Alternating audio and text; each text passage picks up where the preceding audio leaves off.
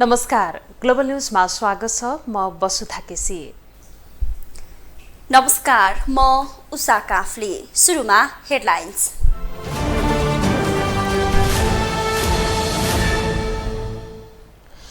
प्रतिनिधि सभा र प्रदेश सभाको चुनावबारे गठबन्धनमै फरक मत। कांग्रेस मंगिरभित्रै गर्ने पक्षमा फागुन उपयुक्त हुने वाम दलको तर्क। जनभावना नबुझ्दा कांग्रेसले काठमाडौँ महानगर गुमाउनु परेको वरिष्ठ नेता पौडेलको टिप्पणी। मूर्ख निर्णय नगर्न नेतृत्वलाई सुझाव। छुवाछुत मुक्त घोषणा भएको आज 16 वर्ष पूरा। समाजमा जातीय विभेद कायमै पछिल्लो 9 वर्षमा छुवाछुतका 225वटा घटना घटे। बागमती सरसफाई अभियानको 473औं हप्ता पूरा। फोहोर जस्ताको तस्तै 15 अर्ब रुपैयाँ बालुवामा पानी। र आईसीसी अन्डर 19 महिला टी20 एसिया छनौटमा नेपालको पहिलो हार। युएईसँग 10 विकेटले पराजित।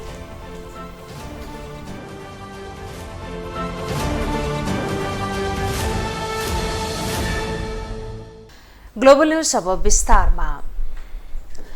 संघीय निर्वाचनको बहस नेपाली राजनीतिक बजारमा सुरु भएको छ, तर सत्तारूढ गठबन्धनभित्र चुनाव कहिले गर्ने भन्ने बहसबारे सहमति जुट्न सकेको छैन।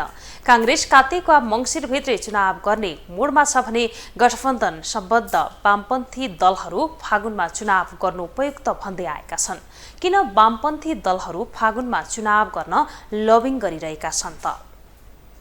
सत्तारूढ 5 दल भित्रै प्रतिनिधि सभा र प्रदेश सभाको चुनाव मंगिरकी फागुनमा गर्ने भन्ने विवाद चलिरहेको छ।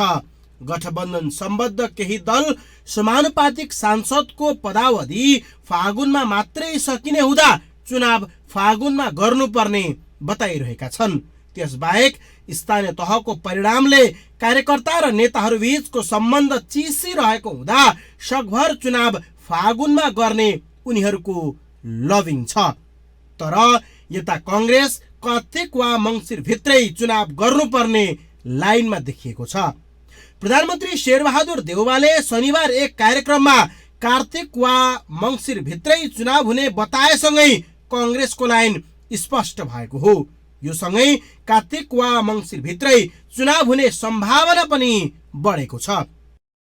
गठबन्धन सम्बद्ध वामपन्थी दलहरू नै चुनाव फागुनमा गर्नुपर्ने लाइनमा छन्।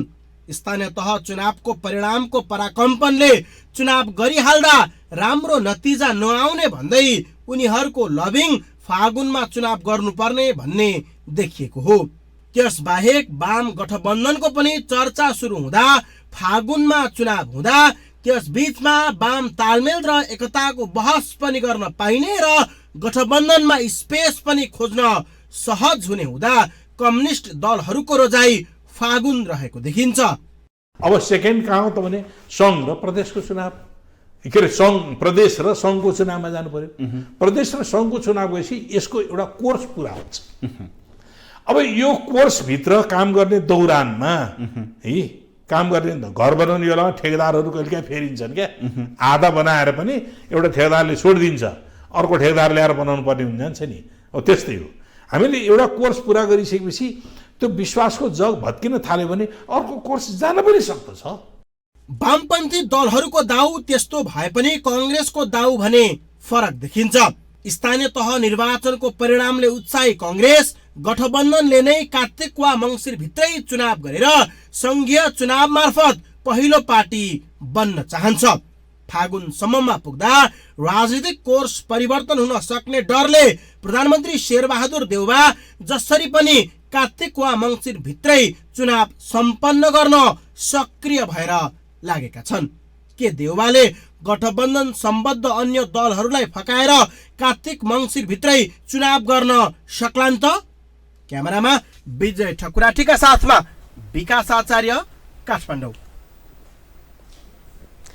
नेपाली कांग्रेसका वरिष्ठ नेता रामचन्द्र पौडेलले जनतालाई हेपेर निर्णय गर्दा कांग्रेस काठमाडौँ महानगरपालिकाको मेयरमा पराजित हुनु परेको दावी गर्नुभएको छ। वरिष्ठ नेता पौडेलले नेपाली कांग्रेस र नेकपा एमाले जनताले चाहेको विपरीत उम्मेद्वार खडा गरी जनतालाई हेपेका कारण राजनैतिक दल महानगरको प्रमुख बन्न नसकेको बताउनु भएको हो। उहाँले काठमाडौँ महानगरपालिकाको मेयरका लागि कांग्रेस र एमाले दुवै पार्टीले अघि सारेका उम्मेद्वार उपयुक्त नभएको बताउनुभयो। प्रमुखका उम्मेद्वारहरूको कार्यक्षमताको समय सकिसकेकाले जनताले राजनैतिक दलहरूले गरेको निर्णयलाई लत्याउने बताउनुभयो। वरिष्ठ नेता पौडेलले आफूले काठमाडौँ महानगरपालिका प्रमुखको उम्मेद्वारको रूपमा महिलामा हरिप्रभा खड्के र पुरुषमा तीर्थमान डङ्गोललाई अघि सारे पनि नेतृत्वले नमान्दा राजनैतिक दल हार बेहोर्न बाध्य भएको बताउनुभयो। निर्णय गर्नु हुँदैन, जनतालाई हेपेर निर्णय गरे कांग्रेसका नेताले पनि माओवादी एमालेका नेताले पनि। एमालेका नेताले जुन निर्णय गरे त्यो पनि जनतालाई हेपेकै निर्णय थियो, किनभने ती जुन उम्मेदवारलाई चाहिँ उहाँले अगाडि सार्नुभयो उपयुक्त थिएनन् होइन, उनी आउटडेटेड भइसकेका थिए। अहिले कांग्रेसले जो गर्यो त्यो पनि उपयुक्त थिएन, तीभन्दा उपयुक्त धेरै मान्छेहरू थिए होइन। त्यसकारण मैले त त्यही बेला भनेको महिला दिने हो भने उपमेयर छँदैछन् हरिप्रिया, तिनीहरूले राम्रो गरेछन् तिनीहरूलाई देऊ। पुरुष दिने हो भने तीर्थ डङ्गोल छन् अथवा अर्को छन् होइन। त्यस्ता राम्रो मान्छेहरू छन्, त्यही चाहिँ 1 नम्बरको सिफारिसमा आएकै थिए, तिनीहरूलाई पनि दिन सकिन्थ्यो। वरिष्ठ नेता पौडेलले आगामी दिनमा पनि यस्तै गल्ती नेतृत्व पंक्तिले गरिरहने हो भने नेपालको राजनीति यस्तै हुन्छ भन्न नसकिने बताउनुभयो। यस्ता घटनाबाट पाठ सिकेर राजनैतिक दलहरूले जनताले रुचाउने उम्मेद्वार उठाउनु पर्ने भन्दै उहाँले पुनः मूर्ख निर्णय गरेर राजनैतिक दलको अपमान गर्नु नहुने बताउनुभयो। नेकपा एकीकृत समाजवादीका सम्मानित नेता एवं पूर्व प्रधानमन्त्री झलनाथ खनालले स्थानीय तहको निर्वाचनको परिणामपछि आफ्नो पार्टी गठबन्धनसँग धेरै असन्तुष्ट रहेको बताउनु भएको छ। शनिबार पार्टीको सचिवालय बैठकपछि सञ्चारकर्मीहरूले राखेको जिज्ञासाको जवाफ दिने क्रममा सम्मानित नेता खनालले सम्मानजनक ढंगले गठबन्धन हुँदै नभएको भन्दै सो निर्वाचनको परिणामबाट आफ्नो पार्टी धेरै असन्तुष्ट रहेको टिप्पणी गर्नुभएको हो। उहाँले आफूहरूको असन्तुष्टि सत्तारूढ दलहरूको बैठकमा राखिएको र आन्तरिक रूपमा पनि छलफल गरेर एउटा निष्कर्षमा पुग्ने प्रतिक्रिया समेत दिनुभयो। सम्मानजनक ढङ्गले गठबन्धन हुँदै भएन, त्यो नभएको हुनाले हामी असन्तुष्ट छौँ। अब त्यो असन्तुष्टि हामीले 5 दलभित्र पनि राखेका छौँ, हामी आफै पनि समीक्षा गर्दैछौँ। अब हामी ठ्याक्कै यो समीक्षाको बिचमा छौँ। समीक्षा गरिसकेपछि अब के निस्कन्छ त्यस आधारमा हामी तपाईहरुसँग फेरि कुरा। सम्मानित नेता खनालले तत्काल वामपन्थी दलहरूबीचको एकताको आवश्यकता उल्याउँदै त्यो सम्भावना भने अहिलेलाई निकै कमजोर रहेको बताउनुभयो। उहाँले वामपन्थी दलहरूबीचको एकता तत्कालका लागि आवश्यक भए पनि मेजर दलका नेताहरूका कारण सो सम्भावना निकै कमजोर हुन पुगेको तर्क समेत गर्नुभयो। प्रधानमन्त्री एवं नेपाली कांग्रेसका सभापति शेरबहादुर देउवा र लोकतान्त्रिक समाजवादी पार्टीका अध्यक्ष महन्त ठाकुर बीच भेटवार्ता भएको छ। शनिबार दिउँसो पार्टीको केन्द्रीय कार्यकारिणी समितिको बैठक सम्पन्न भए लगत्तै अध्यक्ष ठाकुर प्रधानमन्त्री देउवालाई भेट्न प्रधानमन्त्री निवास बालुवाटार पुग्नु भएको थियो। दुई नेताबीच संघ र प्रदेशको आगामी निर्वाचनमा कसरी जाने भन्ने बारेमा छलफल केन्द्रित भएको लोकतान्त्रिक समाजवादी पार्टीका केन्द्रीय कार्यकारिणी सदस्य केशव झाले जानकारी दिनुभयो। चाहिँ स्थानीय निर्वाचनको परिणाम र त्यस परिणामपछि पार्टीले अपनाउनु पर्ने आगामी रणनीतिको विषय नै आजको महत्त्वपूर्ण विषय हो। यसैबीच लोकतान्त्रिक समाजवादी पार्टीको केन्द्रीय कार्यकारिणी समितिको बैठक आइतबार बिहान 11 बजे बोलाइएको छ। बैठकमा स्थानीय तहको निर्वाचनको समीक्षा गरी आगामी संघ र प्रदेशको निर्वाचनको आन्तरिक तयारीको बारेमा विस्तृत छलफल हुने केन्द्रीय कार्यकारिणी सदस्य केशव झाले बताउनुभयो।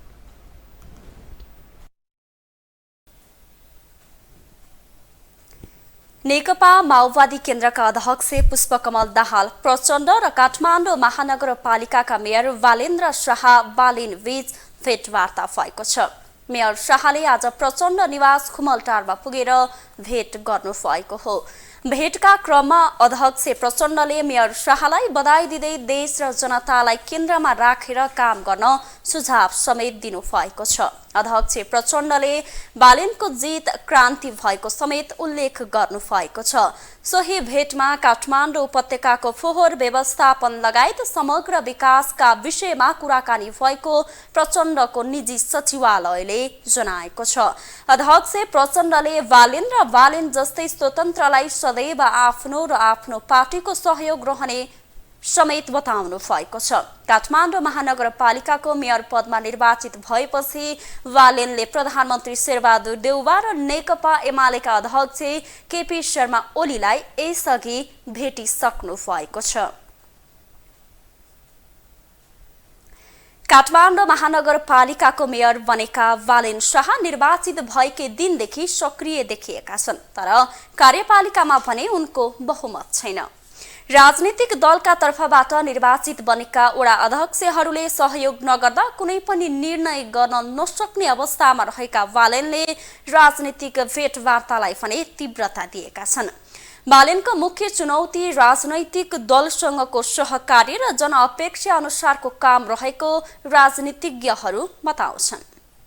काठमाडौँ महानगरपालिकाको मेयर पदमा भारी मतका साथ विजयी भएका स्वतन्त्र उम्मेद्वार बालेन्द्र शाहले उच्च स्तरीय भेटघाटलाई तीव्र पारेका छन्। नेपाली सेनाका प्रमुख र प्रधानमन्त्री शेरबहादुर देउवालाई भेट गरेका बालेनले एमाले अध्यक्ष केपी शर्मा ओलीलाई मतगणना भइरहँदा भेट गरेको तस्बिर बाहिर आएको छ। विगत लामो समयदेखि व्यवस्थापन हुन नसकेको फोहोर र पानीको व्यवस्थापन संघीय, प्रादेशिक सरकार र राजनीतिक दल बीचको समन्वय बिना काठमाडौँ महानगरपालिका एक्लैले गर्न सक्दैन। काठमाडौँ महानगरको मेयर पदमा बालेन्द्र शाह विजयी भए पनि कार्यपालिकामा भने बहुमत पुग्दैन। उपमेयरमा एमाले जितेको महानगरका 32 वटा वडा मध्ये 19 कांग्रेस, 12 एमाले र 1 मा नेकपा एस विजयी भएका छन्। बालेनको मुख्य चुनौती राजनीतिक दलसँगको सहकार्य र जनअपेक्षा अनुसारको काम रहेको विज्ञहरू बताउँछन्। अब यो एउटा त यो शक्तिको जो देखा परेको छ नि, यो चाहिँ दलहरूको प्रतिको वितृष्णा हो। अब उहाँहरूको चुनौती भनेको के भने अब दलीय अरू सबै सदस्यहरू, उपमेयरहरू, उपाध्यक्षहरू चाहिँ तपाईँको दलबाट आएका छन्। त्यसले गर्दाखेरि अब दलीय व्यवस्थामा अरू बाँकी मान्छेहरू सदस्यहरू चाहिँ एउटा दल समातेर बस्यो भने त एउटा बेतलाई गाह्रो हुन्छ। तर यसमा उहाँहरू धेरै अनुभवी मान्छे हुनुहुन्छ। प्रक्रियामा जाने यदि मेयरको कुनै व्यक्तिगत इन्ट्रेस्ट देखिएन र जनताको पक्षमा गर्न खोज्दाखेरि यदि वडा सदस्यहरूले या उपमेयरहरूले विरोध गरे भने त्यसलाई पब्लिकमा लगिदिने। बालेनको मुख्य चुनौती महानगरको फोहोर र पानीको व्यवस्थापन कसरी गर्ने भन्ने त छँदैछ। राजनीतिक दलसँगको सहकार्य गर्न बालेनलाई मुस्किल पर्ने देखिन्छ। यता नेकपा माओवादी केन्द्रका अध्यक्ष पुष्पकमल दाहाल प्रचण्डले समेत विजयी स्वतन्त्र उम्मेद्वारले पार्टीसँगको सहकार्य बिना अगाडि बढ्न नसक्ने बताएका थिए। जनप्रतिनिधि सभाको रोस्टमबाट पनि उनीहरूलाई बधाई भनेको छु र त्यो हाम्रो लागि सभाको हामी आफूलाई जनताको सेवाको निम्ति समर्पित हुनको निम्ति एउटा लेसन त्यो रूपमा लिनुपर्छ कि न कि त्यसलाई नकारात्मक ढङ्गले हेर्ने कुराको केही अर्थ हुँदैन। तर स्वतन्त्रले नै देशमा चलाउँछन् भन्ने भ्रममा चाहिँ हामी कोही नै पर्नु, त्यो अपवाद हो।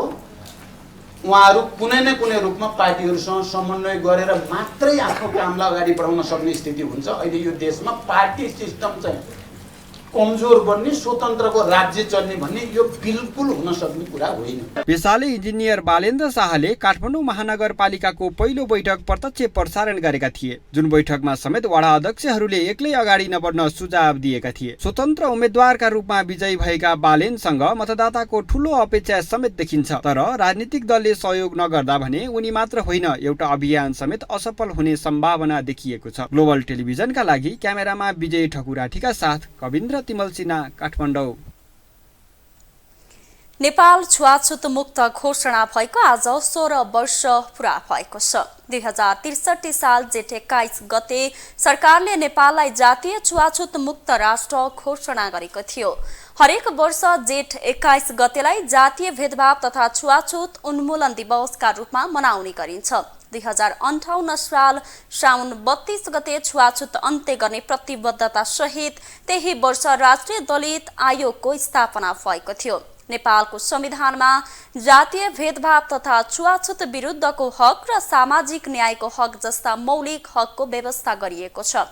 नेपालमा लोकतन्त्रको स्थापना र पुनर्बहालीसँगै सबै किसिमका विभेद अन्त्य गर्न पटक पटक सार्वजनिक घोषणा भएका छन्, तर समाजमा रहेको सोच र चेतना स्तरका कारणले व्यवहारमा जातीय भेदभाव तथा छुवाछुत प्रथाको पूर्ण अन्त्य हुन सकेको छैन। सन् 2020मा राष्ट्रसङ्घले गरेको सर्वेक्षण अनुसार 97% दलित जातीय विभेद र छुवाछुतबाट पीडित रहेका छन्, तर तीमध्ये धेरैले उजुरी गर्ने आँट गरेको पाइँदैन।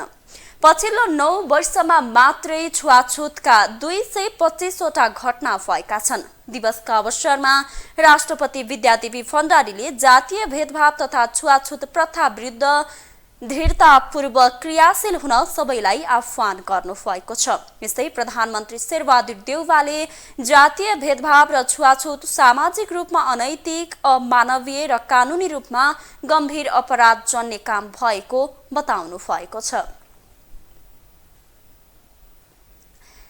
यस वर्षको भोटो जात्रा शनिबार देखाइएको छ। मच्छिन्द्रनाथको जात्राकै क्रममा सुन, हिरा जडित भोटो देखाउने परम्परा छ। 100औं वर्ष पुरानो परम्परा अनुसार भोटो देखाइएको हो। जात्राको राष्ट्रपति विद्यादेवी भण्डारीले अवलोकन गर्नुभएको छ। उपत्यकाकै सबैभन्दा लामो जात्राको रूपमा मनाइने रातो मच्छिन्द्रनाथको रथ ललितपुरको जावलाखेल पुगेपछि भोटे जात्राको साइत परेको हो। साइत परेर शनिबार भोटे जात्रा मनाइएको छ। भोटे जात्राको अवलोकन गर्न राष्ट्रपति विद्यादेवी भण्डारी सहित गृहमन्त्री बालकृष्ण खाँड र ललितपुरका मेयर चिरीबाबु महर्जन समेत जावलाखेल पुगेका थिए।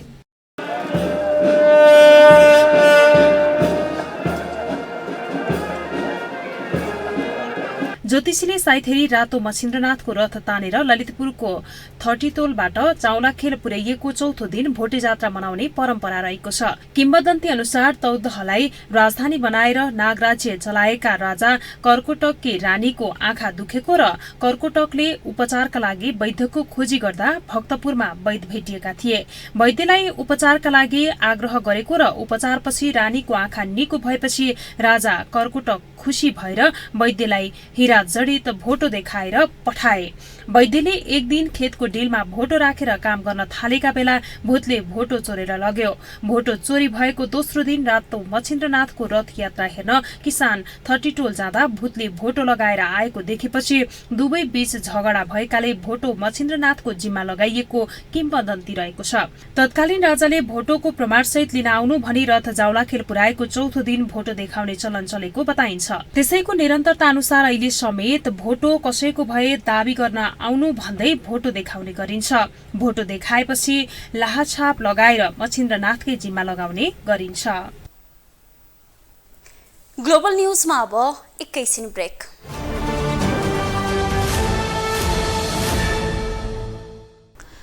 ब्रेकपछि स्वागत छ। अब बाँकी न्यूज। काठमाडौँको जोरपाटीको सर्वनाम शिक्षालयका छात्राहरूले होस्टेल वार्डेनले यौन दुर्व्यवहार गरेको आरोप लगाएपछि प्रहरीले विद्यालयका प्रिन्सिपललाई पक्राउ गरेको छ। आरोपित वार्डेन फरार रहेको र घटनाबारे छानबिन गर्न प्रहरीले प्रिन्सिपललाई पक्राउ गरेको हो। केही दिन अघि मात्रै काठमाडौँको सेन्ट लरेन्स कलेजका शिक्षकले आफ्नै छात्रामाथि यौन दुर्व्यवहार गरेको घटना सेलाउन नपाउँदै राजधानीको अर्को विद्यालयमा पनि यस्तै घटना बाहिर आएको छ। काठमाडौँ जोरपाटीको सर्वनाम शिक्षालयका छात्राहरूमाथि होस्टल वार्डेनले दुर्व्यवहार गरेको आरोप लागेको छ। छात्राहरूले यौन दुर्व्यवहारको घटनाबारे अभिभावकलाई जानकारी गराएपछि शनिबार अभिभावकहरू होस्टल पुगेका थिए। उनीहरूले होस्टलमा नाराबाजी गर्नुका साथै घटनाको अनुसन्धान र दोषीलाई कारबाहीको माग गरेका छन्। फोहोरी शब्दहरू पनि उसले गरेको छ। अनि भनिस भने एकदम सेक्सुअल हेरेसमेन्ट एकदमै 6 महिनादेखि पीडित छन् यिनीहरू। 8 जना विद्यार्थीहरू अहिले हाम्रो उसमा चाहिँ आइसकेका छन्। अब अरू कति छन्, अरू कतिले भन्न सकेका छन्। परिवारबाट त्यो दबाब होला के होला डरले पनि उनीहरूले भन्न सकिरहेका छन्। देखिएका चाहिँ 8 जना देखिसकेका छन्। त्यसमा मेरो भान्जी पनि परेका छन्। अनि हामीले चाहिँ हिजो थाहा पायौँ यो कुराहरू।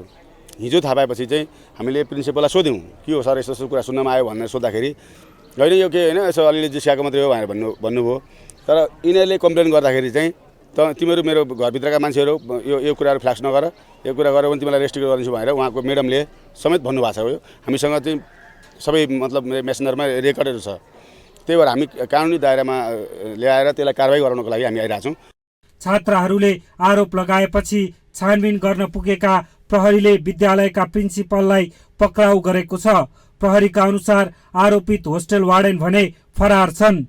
यहाँ अब दुर्व्यवहार गरिएछ नानीहरूलाई, त्यसको लागि न्यायको लागि हामी आयौँ। के भएको रहेछ भन्दाखेरि अब नानीहरूको शरीरहरू छुने, नानीहरूलाई चलाउने हैन, अनि अब भिडियोहरू नराम्रा भिडियोहरू देखाउने नानीहरूलाई गएर अब हामीले स्कुलमा विद्यार्थीहरू बच्चाहरूलाई त सुरक्षितको लागि पठाउने हो, बच्चाहरूलाई चाहिँ शिक्षा दिने हो हैन। त्यसको लागि चाहिँ अब त्यहाँ अनैतिक भिडियोहरू देखाउने त्यस्तो कार्यहरू भएर छ। प्रिन्सिपललाई पनि थाहा रहेछ यो कुराहरू 6 महिना अगाडिदेखि कुरा थाहा भइसकेको कुराहरू चाहिँ अब उहाँले हामीलाई प्यारेन्ट्स बोलाएर हामीलाई खबर गर्नु भएन। खबर नगरिसकेपछि अब हामीले प्रिन्सिपललाई समाएर बौद्धमा पठाएछौँ। विद्यार्थीहरूले घटनाबारे जेठ 19 गते नै विद्यालयमा जानकारी गराएको भए पनि विद्यालय प्रशासनले कुनै चासो नदेखाएको अभिभावकको गुनासो छ। प्रहरीले भने अनुसन्धान सुरु गरेको बताएको छ। ग्लोबल टेलिभिजनका लागि क्यामेरामा वेद श्रेष्ठका साथ अभिषेक सापकोटाको रिपोर्ट। वीरगञ्जमा छाडा छाडिएका चौपाईलाई अब नियन्त्रणमा लिएर सोझै हेटौडाको गौशालामा पुर्याइने भएको छ। वीरगञ्ज महानगरपालिकाले छाडा चौपाई नियन्त्रणका लागि कडाइका साथ अभियान अघि बढाउँदै नगरमा जथाभावी छाडिएका गाई, साँडे, बाछा बाछी, घोडा लगायतलाई नियन्त्रणमा लिएर नगर कटाउने योजना बनाएको हो।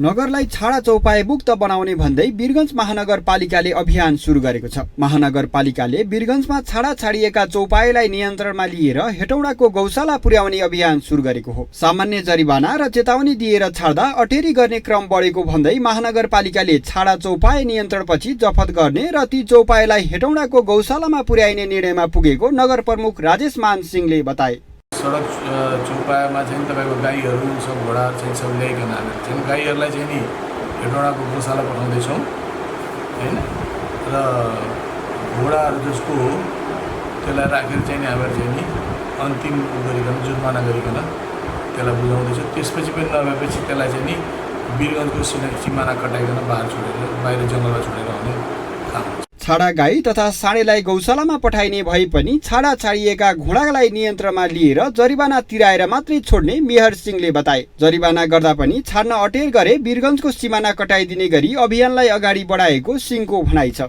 छाडा चौपाईको आक्रमणले पैदल यात्रुका साथै सवारी साधन समेत दुर्घटनामा पर्ने गरेका छन्। यसै साता मात्रै वीरगञ्ज महानगरपालिकाका परवानीपुरका लक्ष्मण राम साँडेको आक्रमणबाट गम्भीर घाइते भएका थिए। घाइते राम अति विपन्न परिवारका भएकाले उनको उपचारको सबै जिम्मा वीरगञ्ज महानगरपालिकाले लिएको छ। त्यसबाहेक नगर व्यवस्थित र सफा बनाउने अभियान अन्तर्गत महानगरका सडकमा जथाभावी राखिएका निर्माण सामग्री हटाउन थालिएको छ। भवन निर्माण गर्दा सडकमै ढुङ्गा, गिटी, बालुवा, इट्टा जस्ता सामग्री राख्ने गर्दा आउजाउमा समस्या हुने र ती सामग्रीले नाला पुरिने हुँदा जथाभावी राखिएका यस्ता सामग्री महानगरले उठाउन थालेको हो। महानगरले विभिन्न ठाउँबाट उठाएर ल्याएका यस्ता सामग्री आदर्श नगरको बाल मन्दिरको मैदानमा जम्मा गर्ने गरेको छ। महानगरले सुरु गरेको अभियानलाई निरन्तरता दिन स्थानीयले आग्रह गरेका छन्। व्यवस्थापन कहीँ राम्रो ठाउँमा गएर राख्न सक्यो भने चाहिँ यो चान्सेस अफ एक्सिडेन्ट कम हुन्छ, किनभने यो दीर्घ रूपमा हामीलाई पर्मानेन्ट वेमा नै यसले गाह्रो गराएको छ। आज एउटा बाइकको दुर्घटना हुन्छ, फेरि 2-4 दिनमा फेरि भइरहेछ। तर अहिले बहुत अब जुन निर्वाचित भएका मेयर साहबले जुन अहिले हेर्छु उहाँ आफै रोडमा उठेर चाहिँ उहाँले जुन चौपाईलाई चाहिँ नियन्त्रण गर्दै हुनुहुन्छ, त्यो नियन्त्रण चाहिँ 2-4 दिनको लागि मात्रै होइन, अझै दिनको लागि पनि गर्नु पऱ्यो र उहाँले एउटा नियमै बनाइदिनु पऱ्यो। त्यो नियम चाहिँ लागू गर्नुपर्छ भन्ने जस्तो मलाई लाग्छ। सडकहरूमा जुन अवैध रूपमा चाहिँ राखिने निर्माण सामग्री 2-2 महिना 1-1 महिनासम्म पनि राख्ने त्यसलाई चाहिँ जुन हटाउने काम गरिरहेको छ यो सराहनीय छ। र यो मेन रोडमा जुन भइरहेको छ यो काम, यसलाई चाहिँ अब गाउँ बस्तीहरूमा टोलहरूमा पनि नालाहरू सडकहरूमा राखेको गिटी बालु ढुङ्गाहरूलाई पनि अझ चाहिँ निरन्तरता दिएर यसलाई सफाई गर्न गऱ्यो है अझ राम्रो हुन्छ भनेर। छाडा चौपाईको समस्या वीरगञ्जमा मात्र होइन, देशका मुख्य शहरमा समेत देखिन्छ। तर उचित व्यवस्थापन नहुँदा शहरको सौन्दर्यता बिग्रने मात्र होइन, दुर्घटना समेत हुने गरेको छ। ग्लोबल टेलिभिजनका लागि वीरगञ्जबाट आबिद हुसैनको रिपोर्ट। बागमती सरसफाई अभियानले 473औं हप्ता पूरा गरिसकेको छ। 2070 साल जेठ 5 गतेबाट सुरु भएको अभियानसँगै 2052 सालमा स्थापना भएको अधिकार सम्पन्न बागमती सभ्यता एकीकृत विकास समितिले 28 वर्षमा 15 अर्ब खर्च गरेको छ। तर नदीको अवस्था उस्तै छ। अभियानले केही जागरण ल्याएको भए पनि दीर्घकालीन सफाईका लागि हरेक नागरिक सचेत हुनुपर्ने अभियन्ताहरू बताउँछन्। बागमती नदी राजधानी काठमाडौँको एक मुख्य नदी मात्र नभएर सभ्यतासँग समेत जोडिएको नदी हो। पौराणिक कालदेखि नै महत्त्व बोकेको बागमती नदी बढ्दो शहरीकरणका कारण प्रदूषित बनेको छ। बागमती मात्र होइन, काठमाडौँका सबै नदीको अवस्था त्यस्तै छ। यता हरेक नदीनाला सफाई गर्ने भन्दै विभिन्न सङ्घ संस्था र सरकारले अभियान नै चलाइरहेको छ। 2052 सालमा स्थापना भएको अधिकार सम्पन्न बागमती सभ्यता एकीकृत विकास समितिले समेत बागमती लगायत नदी सफाईको अभियान चलाउँदै आएको छ। 2070 साल जेठ 5 गतेबाट सुरु भएको बागमती सरसफाई अभियानले 473औं हप्ता पूरा गरिसकेको छ। विष्णुमती, धोबीखोला, मनोहरा लगायत बागमतीका सहायक नदीहरूमा पनि सरसफाई अभियान जारी छ। तर नदीको अवस्था भने उस्तै छ। अभियानले केही जागरण गरेको भए पनि दीर्घकालीन सफाईको लागि हरेक नागरिक सचेत हुनुपर्ने अभियन्ताहरू बताउँछन्। विभिन्न सङ्घ संस्था, विद्यार्थी होइन, कार्यालय यसले गर्दाखेरि चाहिँ एउटा जागरण चाहिँ हो होइन। तर दीर्घकालीन रूपमा हेर्ने हो भने यी अभियानले मात्रै बागमती सफा हुँदैन। बागमती सफा चाहिँ कसरी हुन्छ भने सबैभन्दा पहिला हाम्रो घर पहिला सफा हुनु पर्यो, घरबाट टोल होइन। यो एउटा लजिक भयो। तर वास्तवमै बागमती सफा हुनको लागि चाहिँ नम्बर 1 बागमतीमा फोहोर फाल्नबाट रोक्नु पर्यो। फोहोर कसले फाल्छ भन्ने प्रश्न आउँछ। फोहोर यसले उसले भन्नुभन्दा पनि फोहोर यो हामी सबैको मानसिकताको कारणले गर्दा फालिएको छ। 2052 सालमा स्थापना भएको अधिकार सम्पन्न बागमती सभ्यता एकीकृत विकास समितिले समेत 28 वर्षमा 15 अर्ब रुपैयाँ खर्च गरेको छ। विकास निर्माण, सरसफाई, कर्मचारीको सेवा सुविधा लगायत शीर्षकमा उक्त रकम खर्च भएको समितिका सूचना अधिकारी कमल अरियालले बताए। उनका अनुसार गोकर्णदेखि चोभारसम्म दुवैतर्फ ढलको पाइपलाइन बिछाएको र केही स्थानमा ढल प्रशोधन केन्द्र समेत सञ्चालनमा आएको छ। त्यसबाहेक सहायक नदी सरसफाई र नदी सौन्दर्यकरणको काम समेत भइरहेको छ। कुल अहिले अधिकार सम्पन्न बागमती सभ्यता एकीकृत विकास समितिको करिब 15 अर्ब चाहिँ लगानी भएको 28 वर्षमा छ। त्यो भनेको विकास निर्माणका सम्पूर्ण कामहरू, सरसफाई र कर्मचारी परिचालन र कर्मचारीको सेवा सुविधा लगायतका सबै विषयहरू यसमा पर्छन्। यहाँले देख्न सक्नुहुन्छ गोकर्णदेखि चोभारसम्म दुवैतर्फ ढलको पाइपलाइन बिछिसकेको अवस्था छ। गोकर्णमा ढल प्रशोधन केन्द्र निर्माण भएर पशुपतिभन्दा माथिल्लो क्षेत्र गोकर्णदेखि गुहेश्वरीसम्मको क्षेत्र गुहेश्वरीको ढल प्रशोधन केन्द्रले प्रशोधन गरेको अवस्था छ। र क्रमशः अहिले हामीले हेऱ्यौँ भने गोकर्णदेखि 7 किलोमिटर तलसम्म हामीले तिलगङ्गाभन्दा तल 900 मिटरसम्म पनि ब्युटिफिकेसनको कामहरू अगाडि बढिरहेको छ। सरसफाई गर्ने भन्दै सरकारी स्तरबाट अरबौं रकम खर्च भए तापनि बागमती लगायत राजधानीको नदीको अवस्थामा खास फरक परेको छैन। बढ्दो शहरीकरणले प्राचीन सभ्यता बोकेको शहर काठमाडौँको नदी प्रणाली जलचर विहीन मात्र बनेको छैन, यसले हाम्रो वर्तमान समाजलाई समेत गिज्जाइरहेको छ। ग्लोबल टेलिभिजनका लागि क्यामेरामा गणेश पूर्वछानी मगरका साथमा कविन्द्र तिमल सिन्हा, काठमाडौँ। अब पालो ग्लोबल भोइसको।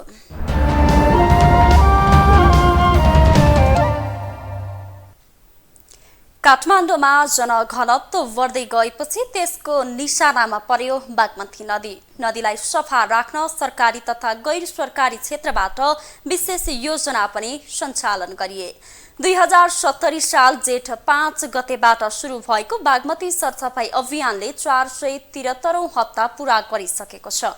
विष्णुमती, धोबीखोला, मनोहरा लगायत बागमतीका सहायक नदीमा पनि सरसफाई अभियान जारी छ। तर नदीको अवस्था भने उस्तै छ। यसै सन्दर्भमा ग्लोबल भोइसमा आज हामीले सर्वसाधारणलाई सोधेका छौं, सरसफाई अभियानका बावजुद बागमती किन सफा नबनेको होला? अरूलाई मोटिभेट गर्दैन नि तबसम्म मैले सफा गर्नुपर्छ भनेर चाहिँ बुझ्दैन क्या। अनि अब हामीले अहिले सफा गर्यो, अब हामी जान्छ, फेरि अब 1-2 दिनपछि आएर हेर्दा यो ठाउँ त्यस्तै हुन्छ। फेरि अब मान्छेमा त्यो छैन कि अवेरनेस छैन, हामीले यो हाम्रै लागि सफा गर्ने हो भनेर। अनि यो जनचेतना नभएसम्म केही होला जस्तो छैन। 2070 साल जेठ 5 गतेबाट सुरु भएको हो होइन। अब हामी सुरुदेखिकै अभियन्ता हो कि आजसम्म नै हामीले बागमतीलाई साथ दिइरहेको छौँ। हामी निरन्तरै हो कि होइन।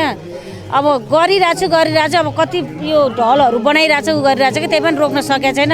अनि आज सफा गरेर गयो अनि अर्कोचोटि फेरि गाउँघर यताउतिबाट ल्याएर फेरि यही खोरामै फालिदिन्छ कि त्यही कारणले नै अहिले चाहिँ सफा हुन सकेको छैन। अब पहिला 10 वर्ष अहिले 10 वर्षपछि त धेरै राम्रो भएको छ। यो त अब व्यक्तिगत रूपमा हेर्ने हो भने अब पर पर्सनै राम्रोसँग गरेको छैन जस्तो लाग्छ क्या मलाई चाहिँ।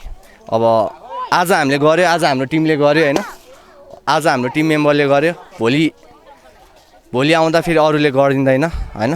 अब पर पर्सन नभएको कारणले नै यो सफा नभए जस्तो लाग्छ मलाई चाहिँ। सोचेअनुसार सबैजना मान्छेहरूले राम्रो गर्न नखोजेर हो हुन्छ नि। अब लाइक राम्रो गर्ने भनेर हिँड्यो भने राम्रो हुन्छ, सफा गर्ने लिनु पर्यो, खाँदै यता फ्याल्छन् उता फ्याल्छन्। लाइक अब हामीले त आएर सबैको जुठोहरू उठाइरहेछौँ नि त, उनीहरूले बुझेर एउटा डस्टबिनमा लाइक सरकारले पनि ठाउँमा डस्टबिन राखिदिनु भयो भने अलि राम्रो हुन्छ होला। सबैलाई strict rules and regulations would be implemented about this. पर पर्सन आफूले आफ्नो दियो भने सबजनाले आफ्नो आफ्नो गर्यो भने यहाँ फोहोर हुँदैन होइन।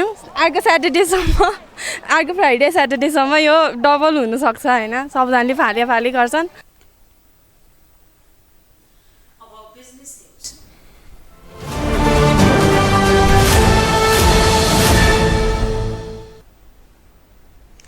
अर्थमन्त्री जनार्दन शर्माले निजगढ अन्तर्राष्ट्रिय विमानस्थल बनाउने प्रतिबद्धता व्यक्त गर्नुभएको छ।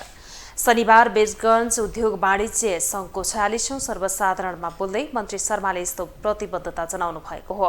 उहाँले त्रिभुवन विमानस्थलको वैकल्पिक रूपमा मात्र नभएर मधेस र देशकै सर्वाङ्गीण आर्थिक विकासका लागि निजगढ विमानस्थल चाहिएको बताउनु भएको हो।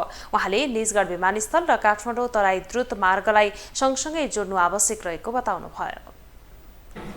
यसै वर्ष सुरु गर्ने हो, त्यसको लागि मान्छे पनि गर्न तयार। यो जनार्दन शर्माको प्रतिबद्धता हो। यो अहिलेको सरकार शेरबहादुर देउपाको सरकारको प्रतिबद्धता हो। विगतको कुरा विगत हो।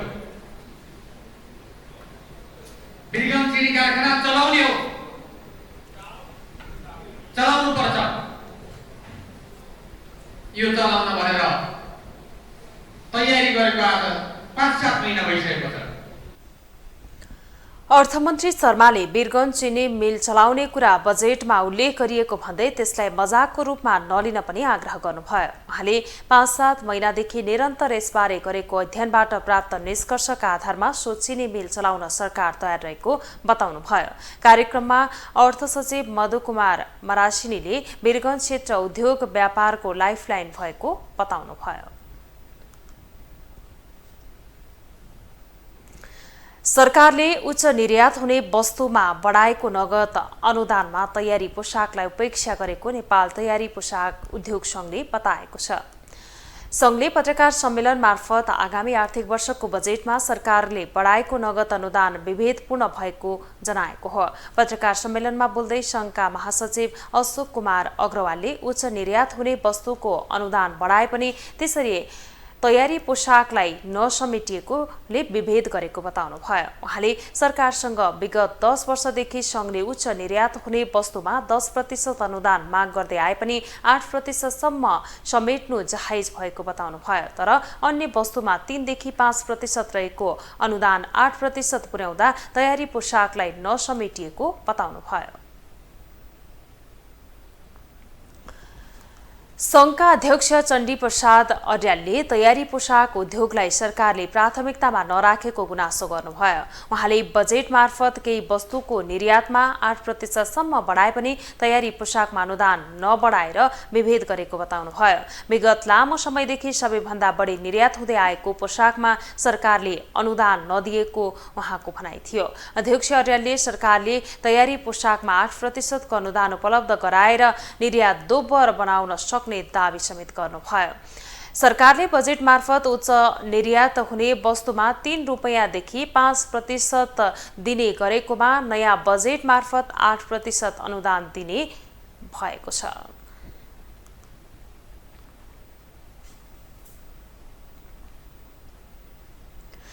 अब इन्टरनेशनल न्यूज।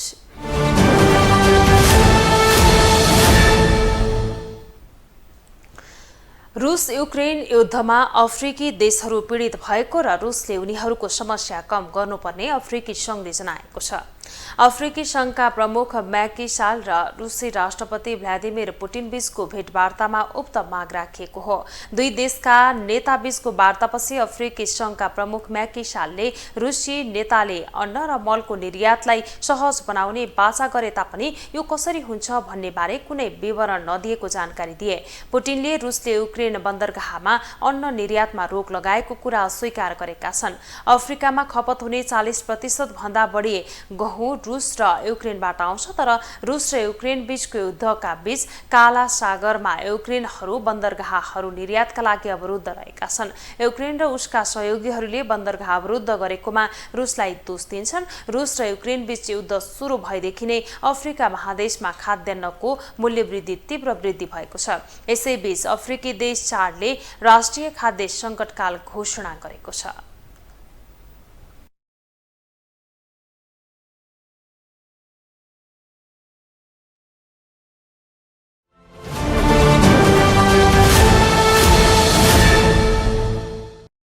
मलेसियामा आयोजना हुने एसीसी महिला टी20 च्याम्पियनशिपका लागि 19 सदस्यीय नेपाली टोलीको घोषणा गरेको छ। नेपाल क्रिकेट संघ क्यानले शनिबार प्रेस विज्ञप्ति जारी गर्दै शनिबार नेपाल क्रिकेट संघ क्यानले अन्तिम चरणको बन्द प्रशिक्षणका लागि टोलीको घोषणा गरेको हो। अन्तिम नामावली घोषणा पूर्वकको टोलीमा एफएफ की रेखा रावललाई प्रशिक्षणमा बोलाइएको छ। यस्तै गण्डकी प्रदेशबाट क्रिकेट खेल्दै आएकी मनिषा उपाध्याय पहिलो पटक राष्ट्रिय टोलीको क्याम्पमा हटाएकी छिन्। ईश्वरी विष्ट र ममता चौधरीलाई पनि प्रशिक्षणमा बोलाइएको छ। केही साता अघि सिनियर टोलीबाट युगान्डा विरुद्ध डेब्यू गरेकी हिरमनी राई पनि टोलीमा समावेश छैनन्। प्रतियोगिता जुन 17 देखि 25 सम्म मलेसियामा हुँदैछ। 10 टोलीले सहभागिता जनाउने प्रतियोगितामा आयोजक मलेसिया सहित Nepal, Bahrain, Bhutan, Hong Kong, Kuwait, Singapore, Oman, Qatar र संयुक्त अरब इमिरेट्स UAE रहेका छन्। ग्लोबल न्यूजको अन्त्यमा अहिलेसम्मका हेडलाइन्स पुनः एकपटक।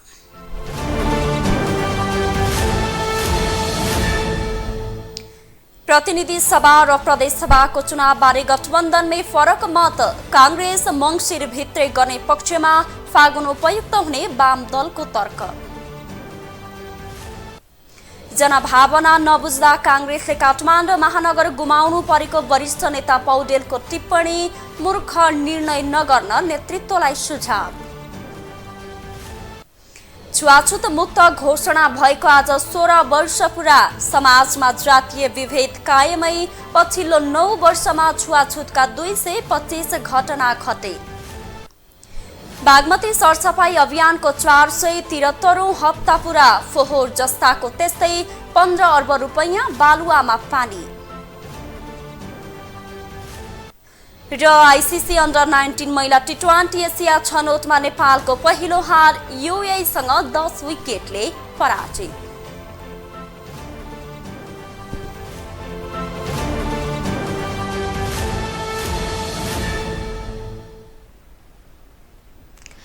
ग्लोबल न्यूज अहिलेलाई यति नै। ग्लोबल टेलिभिजन तपाईँ फेसबुक तथा युट्युबमा पनि प्रत्यक्ष हेर्न सक्नुहुनेछ। ग्लोबल टेलिभिजन हेर्दै गर्नुहोला। नमस्कार।